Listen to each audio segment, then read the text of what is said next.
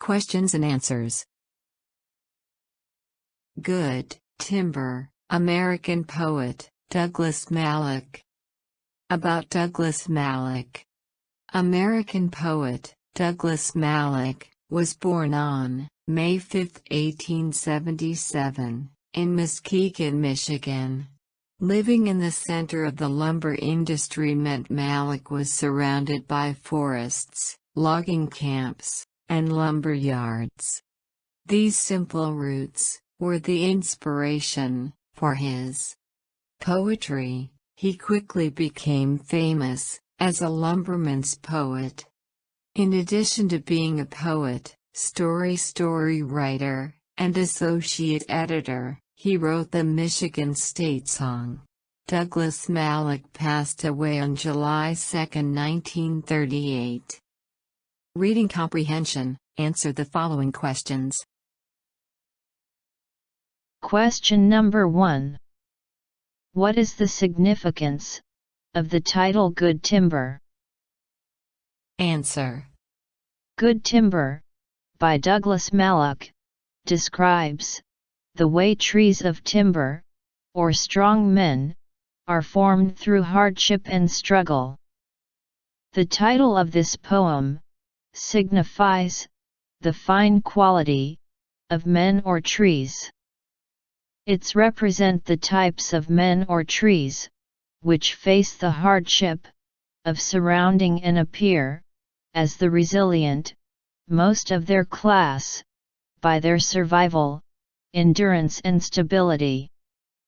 Good timber represents the strong, stable, resilient men, compared to trees.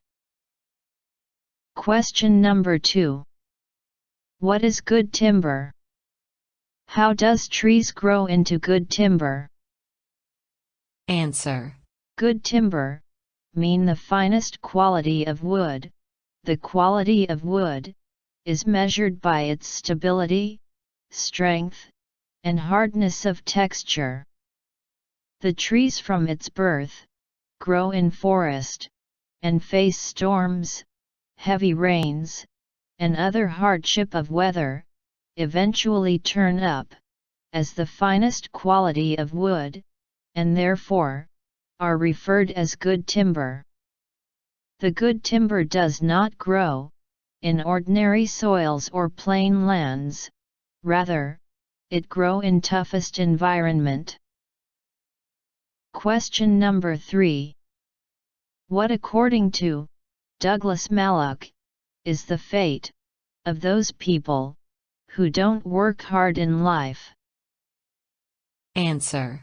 According to Douglas Maloch, the fate of those people who live in very easy and comfortable environments, live and die without development. They never maintain a unique position in society, and their survival is always on a constant threat. They are worthless people, and never secure their positions or names in the course of history, because they did not feel the need to reach beyond their readily available resources. Question number 4. How can a person achieve his true potential in life? Illustrate it with an example from the poem. Answer. According to the poet, a man can only achieve the maximum level of his or her potential by working hard to the highest level of his or her abilities and strength. He say, in the poem, that good timber does not grow with ease. The stronger wind, the stronger trees. The further sky, the further length. The more the storm, the more the strength. It means that as far as the man continues to survive through the tough situation, his honor, integrity, and pride is secured, and he can achieve the maximum level of his potential. Question number 5. What is the central idea of the poem, Good Timber? Answer. The central idea of the poem is that good timber and good man or form through hardship and struggle. If there is no hardship and struggle, there is no success and achievement. Question number 6. What is the rhyme scheme of the poem, Good Timber? Answer. The rhyme scheme of the poem is AA, BB, CC respectively, for the 4 stanzas. Question number 7. An extended metaphor is a poetic device in which 2 unlike things are compared in a series of lines of poem. Give the example from the poem, Good Timber. Answer. The poem Good Timber has an extended metaphor in which trees are compared to human beings.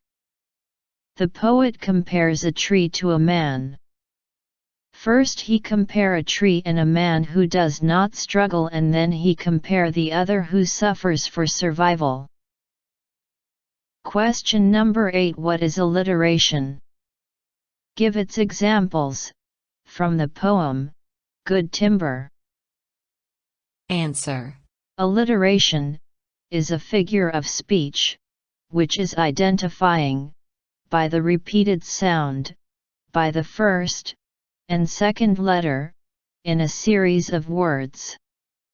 In this poem, sun and sky, manly man, good grow, stronger wind, stronger trees, sun and snow are alliterations.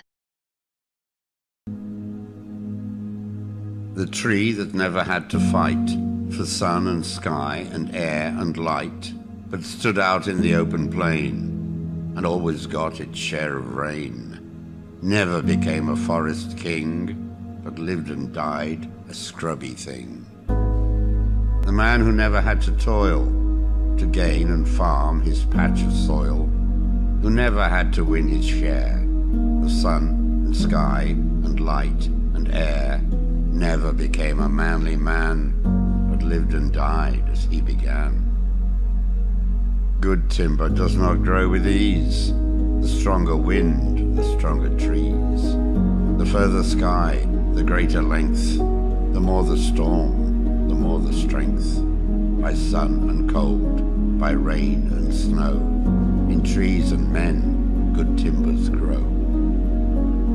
Where thickest lies the forest growth, we find the patriarchs of both. They hold counsel with the stars, whose broken branches show the scars of many winds and much of strife. This is